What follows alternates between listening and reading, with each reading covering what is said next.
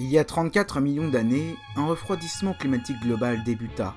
Cela marqua la fin de la période chaude qui perdurait depuis le Cénomanien à l'aube du Crétacé supérieur il y a 95 millions d'années. Les faunes et flores ont alors été profondément changées, contraints de s'adapter aux nouveaux milieux en constante évolution. Cela continue aujourd'hui même à l'Holocène. Ce refroidissement climatique est marqué par les premières glaciations antarctiques. Les glaciers se mettant en place uniquement sur les reliefs de ce continent, il n'y a pas encore de calotte polaire à la fin de l'Éocène et au début de l'Oligocène. Cela est dû au passage de Drake et de son évolution géologique, impactant sur la circulation générale océanique. Un scénario similaire s'est produit il y a entre 360 et 260 millions d'années. Un refroidissement climatique majeur ayant débuté à la fin du Dévonien a provoqué le début d'une nouvelle période froide, le Late Paleozoic Ice Age. Vous l'avez compris, nous allons aujourd'hui essayer de comprendre les causes d'une telle période de glaciation, mais aussi et surtout de découvrir l'évolution de la biosphère au cours des périodes carbonifères et permiennes. Sur ce, j'espère que cette vidéo vous plaira et bon visionnage.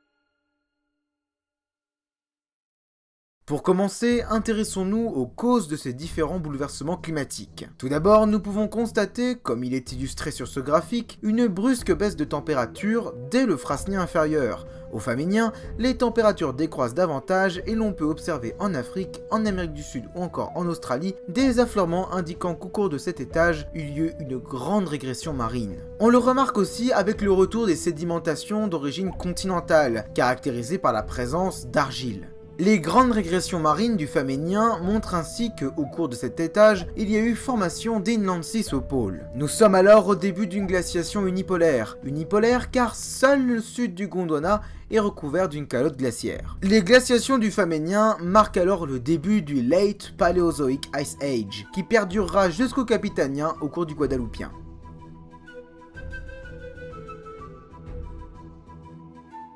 Comment le climat s'est-il progressivement refroidi au cours des deux derniers étages du Dévonien? Eh bien, il convient tout d'abord de s'intéresser aux paramètres de Milankovitch. Ah, je suis persuadé que vous avez déjà entendu parler de ces fameux paramètres. Ils se comptent au nombre de 3. Nous avons tout d'abord l'obliquité de la Terre, qui est l'angle qui caractérise l'inclinaison de l'axe de rotation de notre astre. Elle oscille entre 22 et 25 degrés, suivant une périodicité de 41 000 ans. Ensuite, nous avons la précession, qui, elle, se traduit par une lente variation de la rotation de l'axe de la Terre, elle-même en rotation. Enfin, nous avons l'excentricité de l'orbite terrestre, c'est-à-dire la variation de la forme de l'orbite terrestre entre une orbite circulaire et une orbite ellipsoïdale. On a une variation estimée entre 0 et 6%. Ces trois paramètres font fluctuer l'intensité des rayons solaires parvenant sur Terre, et donc ils ont une influence non négligeable sur les variations de température et donc sur le climat global de la Terre. Les cycles de Milankovitch ont par exemple joué un rôle fondamental dans les variations de température et les passages entre périodes glaciaires et interglaciaires lors du Pliocène-Pléistocène. Il est intéressant de noter que de telles variations de température sont aussi survenues au cours du Late Paleozoic Ice Age, notamment au Vicéen, un étage du Carbonifère,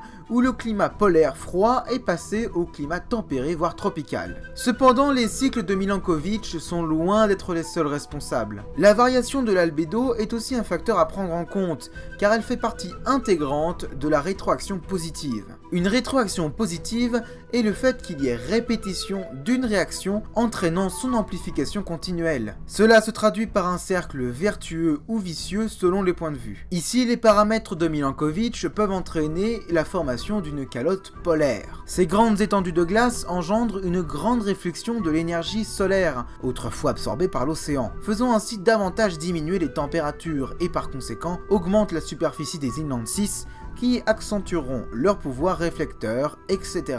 Bref, on a ici une augmentation de l'effet d'albédo et donc une rétroaction positive.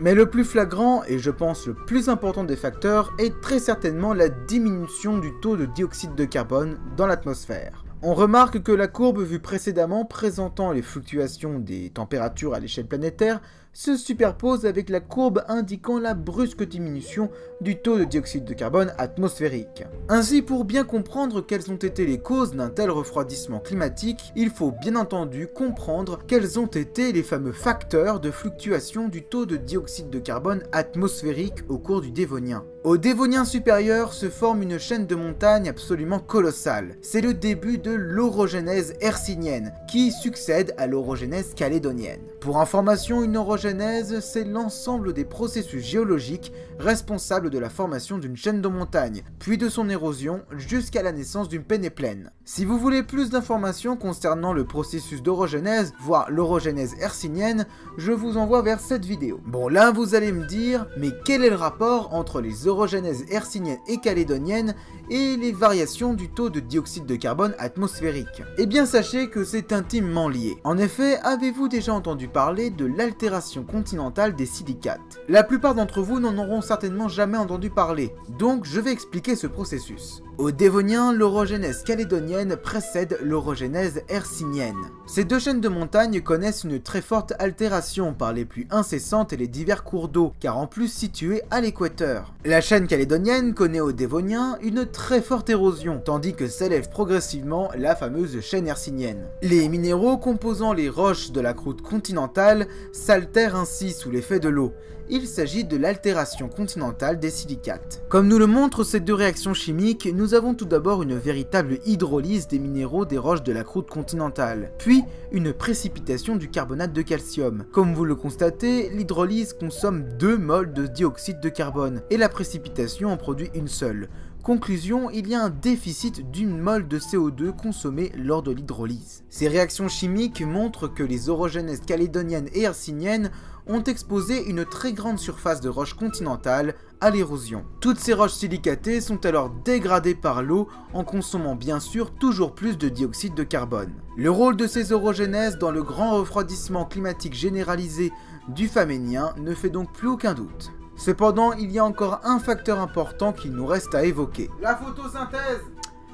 Bien joué, c'est tout à fait ça. En effet, il est très important de rappeler l'extraordinaire biodiversification des embryophytes ou plantes terrestres qui conquièrent toutes les masses continentales au cours du Dévonien. Cette grande explosion radiative des plantes terrestres voit par exemple l'apparition des premières filicophytes et des premières équisétites, mais aussi l'émergence des premières formes arborescentes de lignophytes, de lycophytes ou encore de moniliformops. Mais cette radiation évolutive a aussi engendré une forte diminution du taux de dioxyde de carbone atmosphérique. Car rappelons que ce sont toutes des plantes chlorophylliennes, donc elles ne survivent qu'en produisant du glucose par photosynthèse, en absorbant de l'énergie lumineuse, de l'eau, mais aussi et bien évidemment du dioxyde de carbone.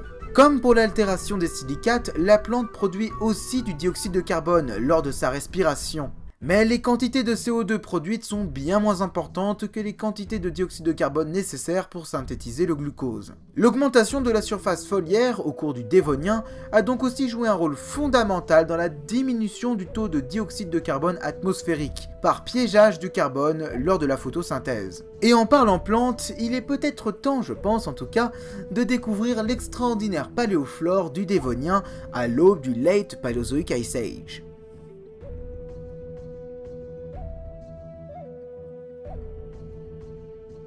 La flore dévonienne est bien différente de celle du Carbonifère. En effet, au cours de cette période, les embryophytes prospèrent et connaissent une véritable explosion radiative. Apparaissent alors les premières formes arborescentes et naissent les premières forêts. Ces premières forêts restent cependant à proximité du littoral, des lacs et des rivières. En effet, les spermatophytes n'étant pas encore apparus, toutes les plantes se reproduisent alors par spores, ce qui veut dire qu'elles ont toutes besoin d'un fort taux d'humidité. Ces plantes aux formes arborescentes sont tout d'abord les cladoxylopsides, dont le plus célèbre genre est le Watiesia et Spermatopteris erianus. Les cladoxylopsides sont des plantes dites homosporées, car elles ne produisent qu'un seul type de spore. Ils appartiennent au grand clade des monoliformops et constituent le groupe frère des équisétophytes et des filicophytes. Ces plantes, observées uniquement dans le registre fossile continental du Dévonien et du Carbonifère inférieur, pouvaient atteindre des tailles estimées jusqu'à 10 mètres de haut. La plus ancienne forêt fossile connue,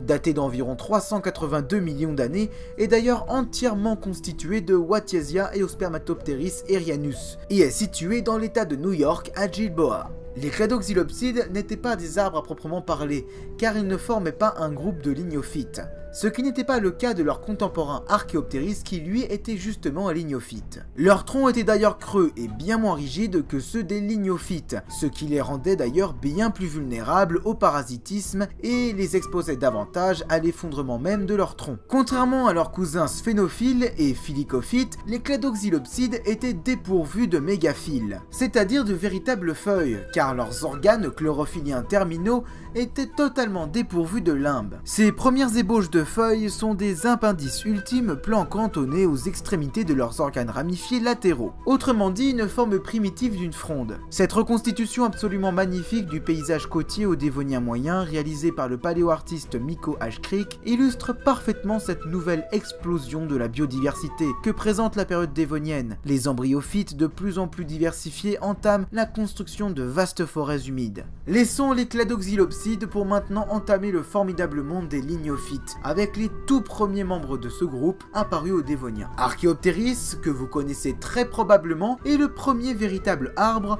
connu dans le registre fossile. Ce lignophyte possède une structure du tronc proche de nos arbres modernes spermatophytes avec un cambium, un xylème, un phloème et un duramen. Et il pouvait atteindre une très grande taille, supérieure à 30 mètres de haut. Archaeopteris appartient au clade des lignophytes progymnospermatophytes. Ils étaient donc très proches des acrogymnospermes, sujet de cette vidéo. Contrairement à la plupart des pinophytes modernes, les Archaeopteris étaient dépourvus d'aiguilles. Eux, ils étaient pourvus de frondes proches de celles de nos philicophytes, encore un cas de convergence évolutive. De plus, et c'est très probablement le plus important des caractères, Archaeopteris, comme tous les progymnospermatophytes, se reproduisaient par spores, ce qui les distingue bien évidemment des spermatophytes et donc des autres acrogymnospermes. Par conséquent, ils ont donc besoin de beaucoup d'humidité pour se reproduire, tout comme leurs contemporains lycophytes ou encore philicophytes et moniliformops, ce qui les empêchait bien sûr de coloniser l'intérieur du continent qui était très aride et qui ne pouvait absolument pas leur permettre de se reproduire. Cependant, ces plantes étaient hétérosporées, contrairement à leurs cousins cladoxylopsides par exemple, ce qui veut dire qu'elles produisaient deux types de spores. On voit ici une première ébauche de deux types de semences.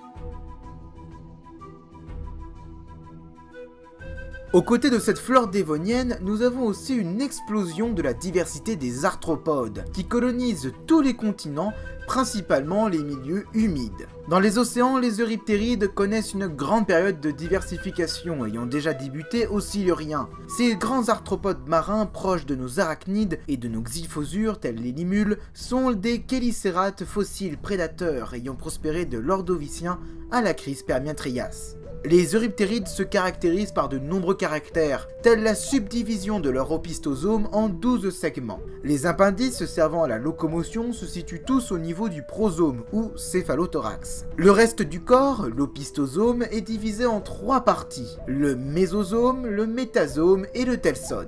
Les euryptérides ont cependant tous un long métasome pouvant servir à la reproduction ou encore à la locomotion. Les plus connus dans ce clade sont les euryptérinés tels Eurypterus ou encore Pterigotus, qui pouvaient atteindre des tailles colossales dépassant les 3 mètres de long. Ces euryptérides sont dits nageurs car la dernière paire de pattes constitue 2 appendices natatoires, contrairement aux stylonurinés, basaux, moins connus et pourtant tout aussi intéressants qui sont dits euryptérides marcheurs. Les stylonurinés connaissent leur heure de gloire au cours du Dévonien et plus principalement à la fin du Paléozoïque, au Carbonifère et au Permien, contrairement aux euryptérinés qui connaissent déjà un grand déclin au début du Dévonien. Les derniers euryptérides sont des stylonurinés, ils sont apparus au Dévonien et sont très certainement les plus étranges mais aussi parmi les plus impressionnants de ces derniers. Ce sont les Hybertoptéridés. Ils sont aussi comptés parmi les plus grands euryptérides et pouvaient dépasser très largement les 2 mètres de long. Ils sont d'ailleurs pour la plupart des arthropodes vivant uniquement en milieu deltaïque et dans des eaux saumâtres. Enfin, les Hybertoptéridés font beaucoup penser aux limules de par leur prosome hypertrophié, mais cela n'est encore une fois qu'un cas d'évolution convergente. Mais la faune dévonienne voit aussi une grande biodiversification des gnatostomes. Les ichtiens principalement, avec l'apparition des tout premiers sarcoptérygiens ichtiens ou encore des tout premiers arthrodires comme Heterostheus. Ces derniers deviennent d'ailleurs les plus grands prédateurs des océans. Le plus célèbre est sans conteste le Dincleostheus, un grand placoderme pourvu d'excroissance osseuse au niveau des mâchoires, jouant le même rôle que les dents chez d'autres gnatostomes. De plus et surtout, cet ichtien est pourvu de grandes plaques dermiques, protégeant tout l'avant du corps de l'animal. La taille de l'animal pouvait d'ailleurs atteindre entre 8 et 10 mètres de long, ce qui fait de lui un des premiers géants marins. Enfin, les tétrapodomorphes font eux aussi leur apparition au cours de cette même période qu'est le Dévonien. Et bien évidemment, ils occupent de très nombreux milieux, qu'ils soient continentaux ou marins. Ce clade se subdivise en deux grands groupes monophylétiques, les sarcoptérygiens aux nageoires lobées tels Eusthenopteron, les grands prédateurs Rhizodus ou encore Ineria qui pouvaient dépasser les 5 mètres de long, ou encore le célèbre Sélacanthe. Mais aussi les stégocéphales comme Acanthostega, Tiktaalik ou encore Elpistostégé. Parmi ces stégocéphales, on retrouve des tétrapodes aux 4 membres chiridiens et au crâne massif et ornementé. Ces premiers tétrapodes, qui sont dits eux aussi stégocéphales, dans le sens paraphylétique du terme, se répandront au cours du Carbonifère et du Permien principalement. Si vous ne l'avez pas encore deviné, on parle bien évidemment ici des fameux lépospondyles ou encore des temnospondyles.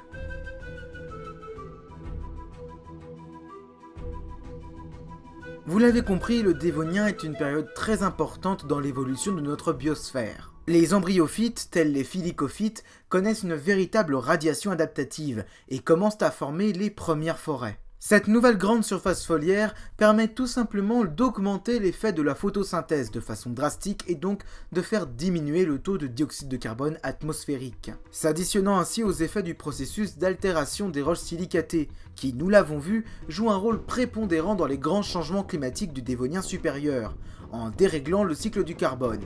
Ainsi, au Frasnien faménien, le climat se refroidit progressivement et de grandes calottes polaires commencent à recouvrir l'hémisphère sud. Le niveau des océans baisse alors et bien évidemment, cela conduit à l'aridification des milieux car les forêts, alors proches du littoral, se retrouvent à l'intérieur des terres. C'est ainsi que disparaissèrent la plupart des forêts humides du Dévonien tardif.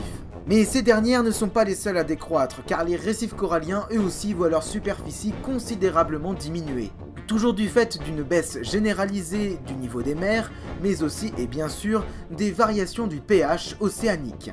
En même temps que cette grande période froide débuta, une nouvelle et terrible grande crise d'extinction massive eut lieu. Celle du Frasnien faménien il y a environ 360 millions d'années. Le nouveau monde s'ouvrant après la crise est celui du Tournésien. Il marque le début d'une nouvelle grande période de l'histoire géologique de la Terre, mais aussi du Late Paleozoic Ice Age, le Carbonifère.